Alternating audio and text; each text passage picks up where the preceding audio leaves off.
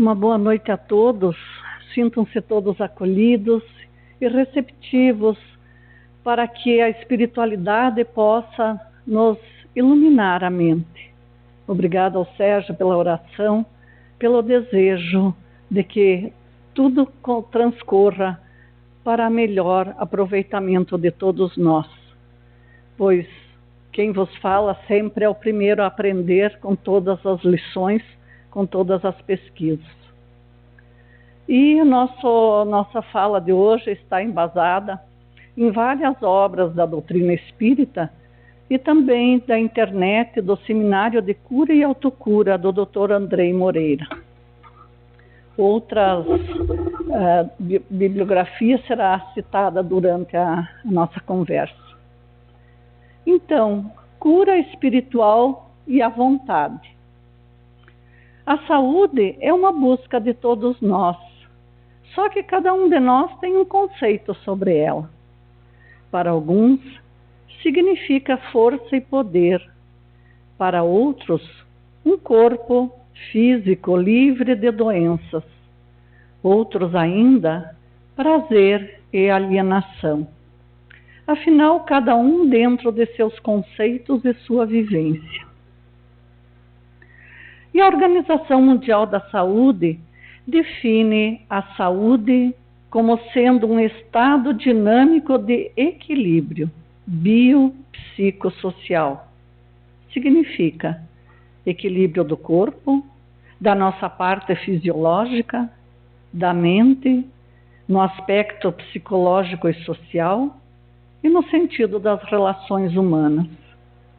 Em 1998, tentou-se acrescentar o termo espiritual, mas a organização não aceitou, devido à dificuldade de definir o que seja espiritual, pela diversidade dos conceitos desse tema. E na literatura espírita, no conceito do espírito André Luiz, a grande maioria dos enfermos da humanidade não busca a cura. A grande maioria busca somente anestesia. Buscam somente se ver livre dos sintomas e do sofrimento. E talvez muitos de nós tenhamos chegado à casa espírita dessa maneira, buscando alguma coisa, apenas para nos ver livres daquele problema, daquela dificuldade que nos aflige. Uma dor física persistente que a medicina não resolve, problemas familiares, conflitos emocionais. Então, procuramos alívio para o nosso sofrimento. Sem dúvida, alívio para o sofrimento é parte do processo de cura, mas está longe de representar a cura. Porque saúde é algo mais amplo do que a simples ausência de dor. E na questão 95 do livro Consolador, o Espírito Emmanuel nos diz algo semelhante. Saúde é a perfeita harmonia da alma. E o que é a alma? Cada filosofia ou religião tem um conceito sobre ela.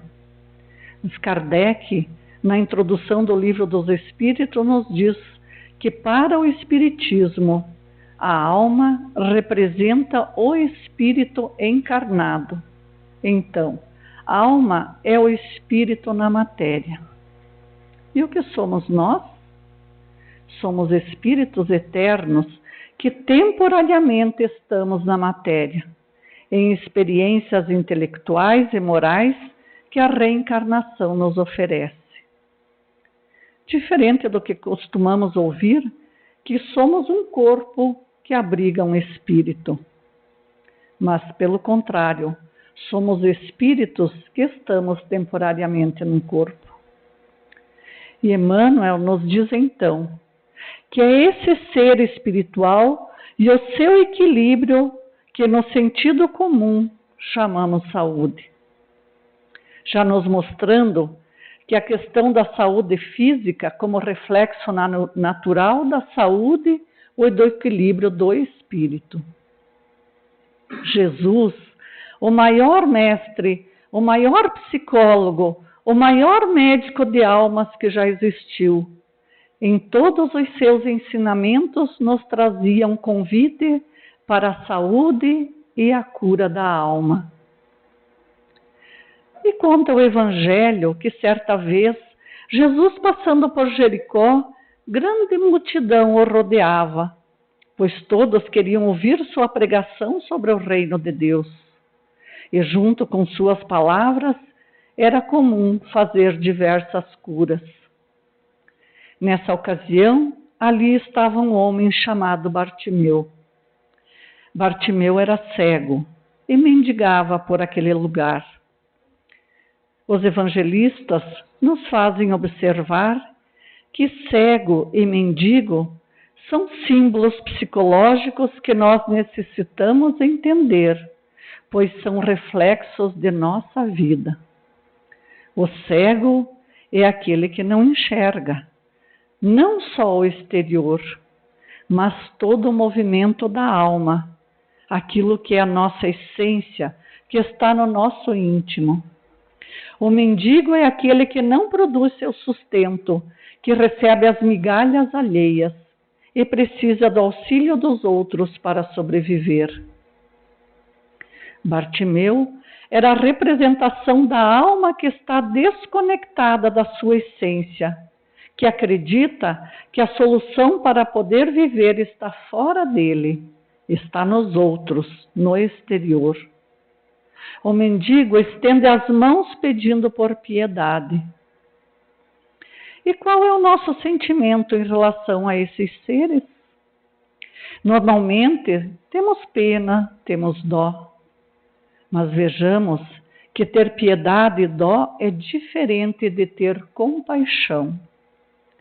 Quando temos dó ou piedade, dentro desse sentimento está embutido um pensamento de desvalorização desse ser, pois achamos que ele não é capaz de prover a sua subsistência. Muito diferente da compaixão, pois quando olhamos com compaixão para a mesma situação, sofremos, sentimos empatia, nos colocamos no lugar do outro, sofremos com sua momentânea situação, mas acreditamos na sua capacidade de se refazer e voltar a ter dignidade. Então, quando Bartimeu ouviu que Jesus estava passando, começou a gritar: Jesus, filho de Davi, tem misericórdia de mim. E narra o Evangelho que ele gritava cada vez mais alto, e os discípulos começaram a repreendê-lo, para que não incomodasse o mestre. Muitas vezes temos dó de uma pessoa, mas suas atitudes nos irritam. Já ao contrário, se temos compaixão, tentamos ajudá-lo. Naquele momento, os discípulos estavam com dó do mendigo, por isso sua atitude os irritava. E quando uma alma está cansada do sofrimento, quando ela realmente quer ajuda, quando pede do fundo do seu coração essa ajuda e procura, ela recebe. Já não nos diz o Evangelho? Peça e receberás, procure e acharás, bata e a porta se abrirá. Vejamos que em tudo está o movimento: pedir, procurar e bater. Se ficarmos acomodados, tudo continuará igual. Então aquele homem, cansado da sua situação, reagiu e, quando repreendido, gritou ainda mais alto. E a misericórdia divina atende. O que acontece quando Bartimeu grita novamente? Jesus para. Jesus está rodeado por uma multidão e todos querem a sua atenção. Mas nem todos estavam com seu coração preparado para isso. Mas aquele homem, cansado do fundo do coração, chamando, cansado do sofrimento, tem a atenção de Jesus. Como nós agiríamos se estivesse no lugar de Jesus? Longe da ideia de nos compararmos com Jesus, mas em uma situação parecida. Com certeza pensaríamos: o pobre mendigo é cego, desejo socorrê-lo. O que posso fazer? Penso que iria até ele, pois como ele iria atravessar aquela multidão, sendo cego, ainda mais com a má vontade dos discípulos de ajudá-lo, em vez de se comover com seu sofrimento? Mas o que Jesus faz? Parou no meio da multidão e chamou o cego. Pois cada palavra, cada movimento de Jesus é repleto de significado e ensinamentos. Se Jesus fosse até ele, estaria reforçando a ideia de incapacidade, mas pelo contrário, chamando-o, ele diz: venha até mim, você é capaz, enfrenta a multidão, você pode. O Evangelho de Marcos narra que, lançando de si a capa, levanta e vai ter com Jesus. Observemos que nessa frase há dois movimentos importantes. Ele se levanta e vai em direção a Jesus, demonstrando que para obtermos a cura precisamos nos movimentar, precisamos nos levantar e agir, e andar em busca do que precisamos. E ele lança de si a capa.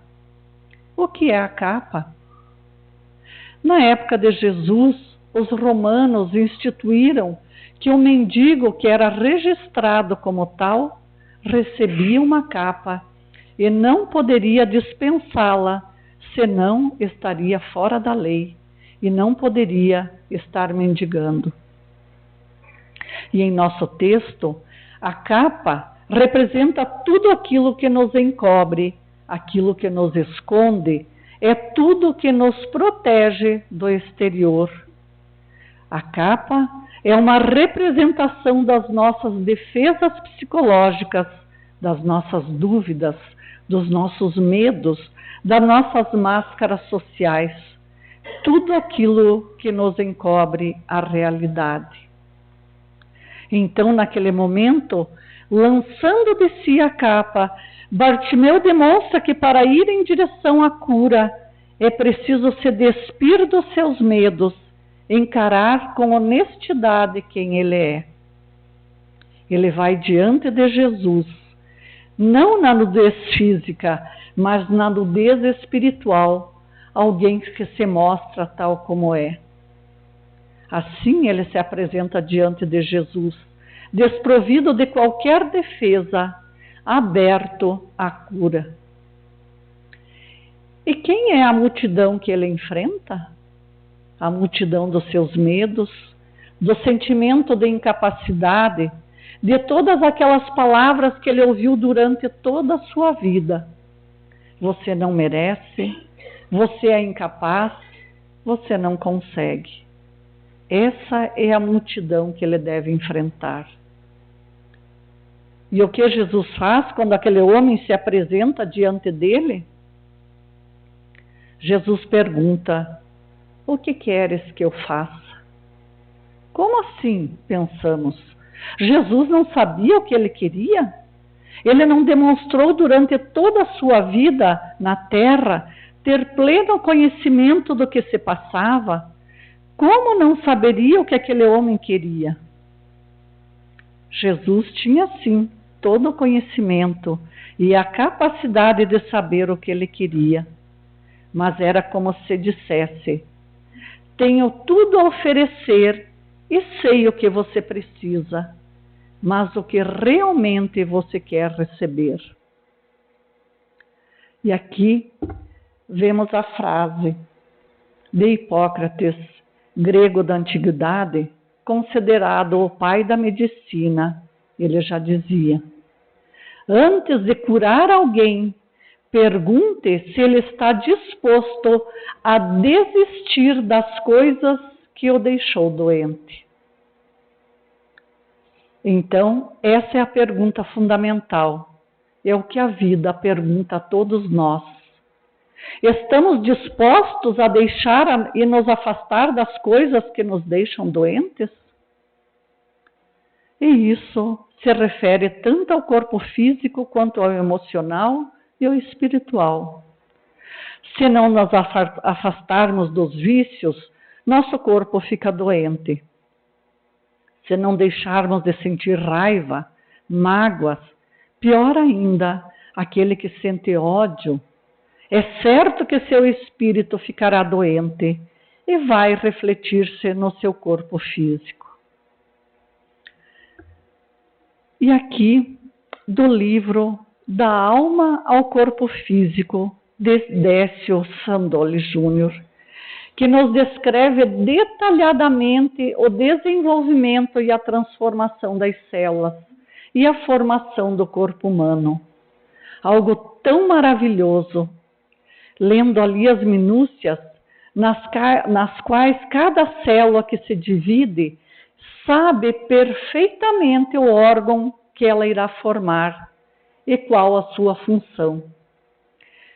Lendo aquela descrição, acho inacreditável que médicos e cientistas que conhecem isso perfeitamente e que ainda mal conseguem reproduzir um ser em laboratório, mas não conseguem criar exatamente um ser? Como que a maioria não acredita em Deus? Não acredita num ser supremo acima de tudo? Mesmo não entendendo nada do corpo humano, basta olharmos a natureza que nos fascina e nos deslumbra.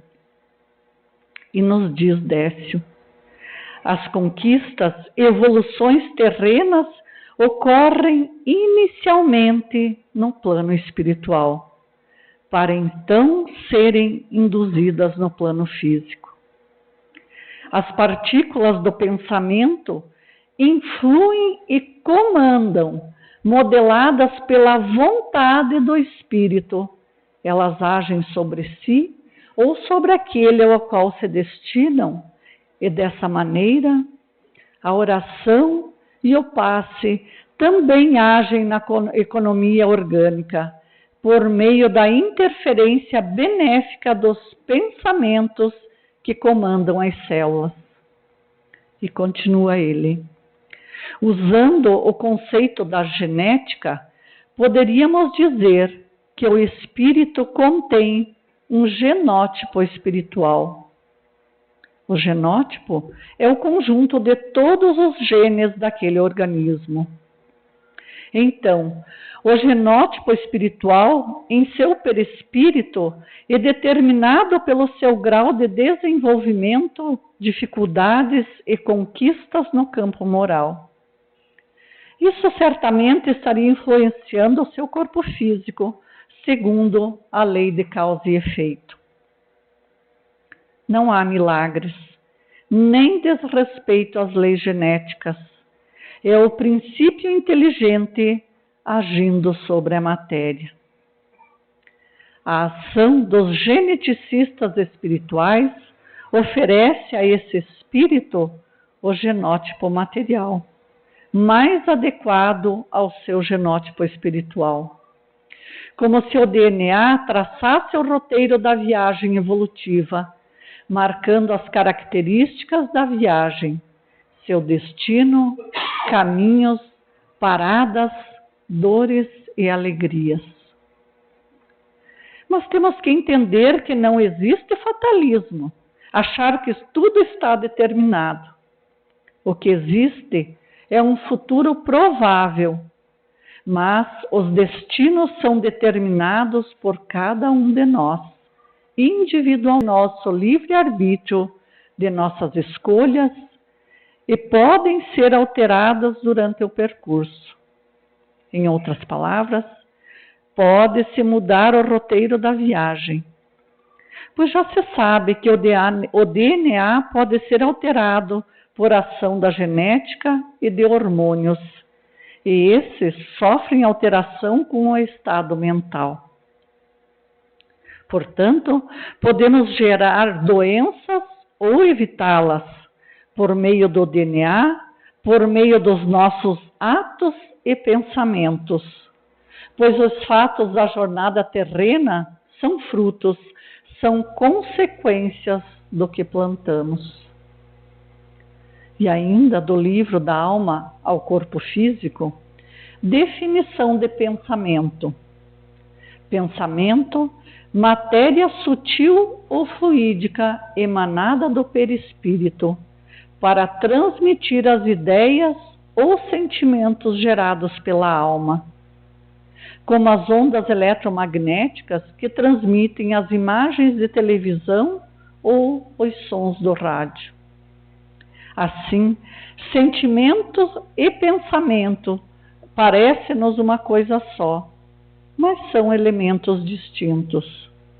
O pensamento pode ter uma faixa de vibração mais elevada ou mais primitivo, sendo mais denso ou mais sutil, dependendo da natureza do sentimento que o gerou. Pensamentos elevados são aqueles de alta frequência, mais etéreos, energéticos. A onda de tais pensamentos é curta, e a sua origem são ideias e sentimentos derivados do amor verdadeiro, como compaixão, caridade, solidariedade, humildade, paciência e muitos mais. Já os pensamentos de baixo padrão vibratório são mais densos, menos energéticos, de ondas longas, de sentimentos ligados aos vícios e à matéria densa, tais como avareza, egoísmo, raiva, inveja, vingança, orgulho, ciúme, intolerância e poderíamos citar muitos outros. Ou mesmo pensamentos de tristeza, amargura, pessimismo e desesperança. Dessa forma, para a emissão de pensamentos, o perispírito utiliza forças que exigem maior ou menor esforço, dependendo de sua natureza, e que produzem um resíduo energético denso e tóxico quando o esforço é demasiado.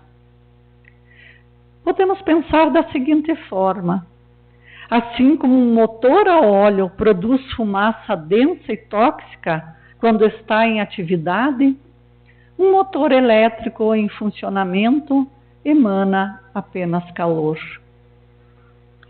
O primeiro efeito de um pensamento emitido é sobre o perispírito de quem o emitiu.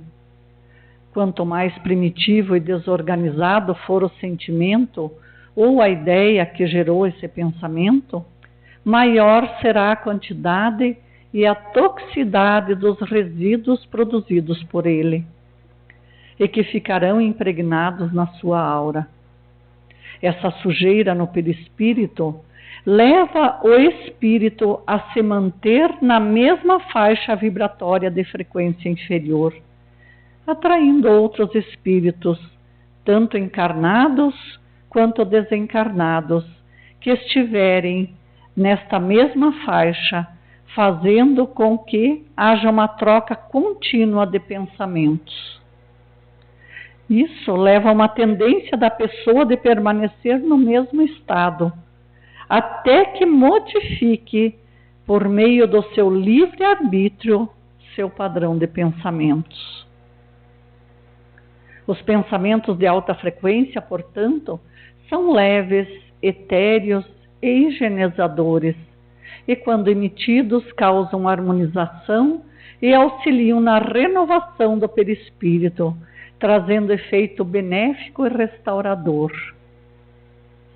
Edith Fiore, no livro Possessão Espiritual, nos diz: a aura gerada por pensamentos elevados transforma-se em uma couraça protetora que se assemelha ao sistema imunológico do corpo físico. E como eliminar essas toxinas do perispírito? A principal forma de drenagem dos fluidos deletérios gerados pelos pensamentos desarmoniosos é o corpo físico, que absorve as energias nocivas e as manifesta sob a forma de doenças, geralmente correspondendo ao tipo de pensamento gerado. A outra forma de limpeza é com o auxílio da espiritualidade, que, segundo o merecimento de cada um, faz a regularização do padrão vibratório. Seja qual for a maneira de promover a limpeza dessas energias negativas, a dor e o sofrimento são consequências quase inevitáveis. E de nada adianta todo esse sofrimento se a alma continuar emitindo ideias e sentimentos desequilibrados, pois novos resíduos se formarão.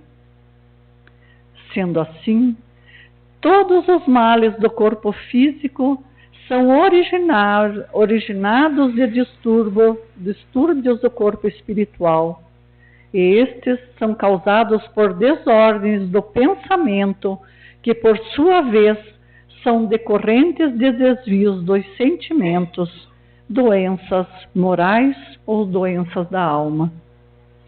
Aqui fazemos também no corpo, aqui nesta vida, produzimos as nossas doenças, mas algumas trazemos de encarnações passadas, mas sabemos que com a nossa conduta, com a nossa vivência no bem, podemos reparar e harmonizar esse perispírito.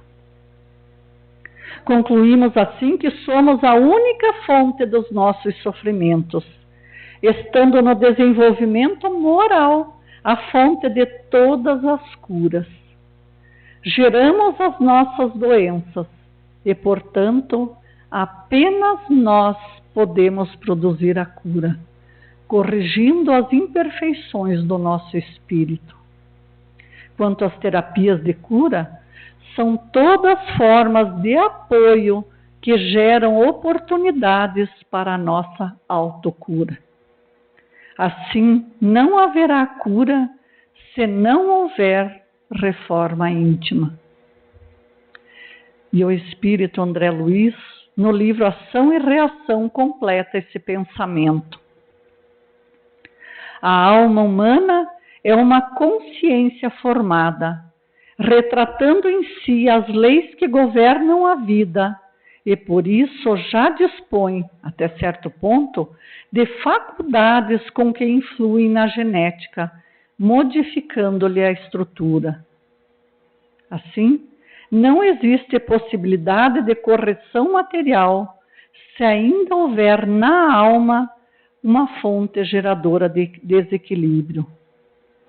Já não dizia Jesus: a tua fé te curou, mas vá e não peques mais, para que não te suceda coisa pior. Assim, está no íntimo do ser a resposta para a cura definitiva de todo e qualquer mal. Então, já somos capazes de conhecer o mecanismo terapêutico que busca tal cura. Para trazermos harmonia à alma, devemos recorrer à sua essência, à sua matéria-prima, que se resume a uma substância não material plasmada pela origem suprema de todas as coisas. Essa fonte é Deus, e a substância plasmada por Ele é formadora não só do princípio inteligente, mas também da matéria. É o que chamamos amor. E mais uma vez, o espírito André Luiz nos alerta: somente o doente convertido em mediará a cura positiva. Os espíritos têm muito a oferecer. O socorro espiritual é infinito. Mas recebemos aquilo que necessitamos, desde que estejamos abertos, despidos da nossa capa e nos movimentando em busca dessa ajuda. Aqui podemos citar as energias do passe. Quando estamos abertos, receptivos, essas energias nos renovam e fortalecem, mas se estivermos revestidos com nossa capa de proteção contra o mundo, nada nos penetrará. Se entrarmos na cabine do passe e nossos pensamentos estiverem lá fora, ao invés de ligados ao plano espiritual, perderemos uma enorme chance de receber as energias harmonizadoras e curadoras do passe, que, como dizemos, é magnética e espiritual.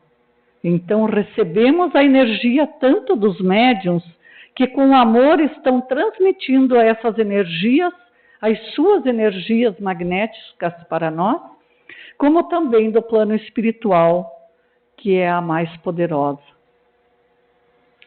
E nas palavras sempre sábias de Joana de Ângeles, pela psicografia de Divaldo Franco, nos reforça essa ideia. A vontade é, portanto, o motor que impulsiona os sentimentos e as aspirações humanas para a conquista do infinito, sendo sempre maior quanto mais exercitada. Para tanto, resolvamo-nos em definitivo por produzir em profundidade, acercando-nos de Jesus e por Ele nos conduzir até o termo da jornada. Não será certamente uma incursão ao reino da fantasia. Antes, é uma realização em que nos libertaremos das injunções kármicas infelizes. Consciente das próprias responsabilidades, não esperemos em demasia pela transformação de fora, mas envidemos esforços para o aprimoramento interior. Adversários, no nosso íntimo, surgirão a cada passo. Tenhamos paciência e vigiemos.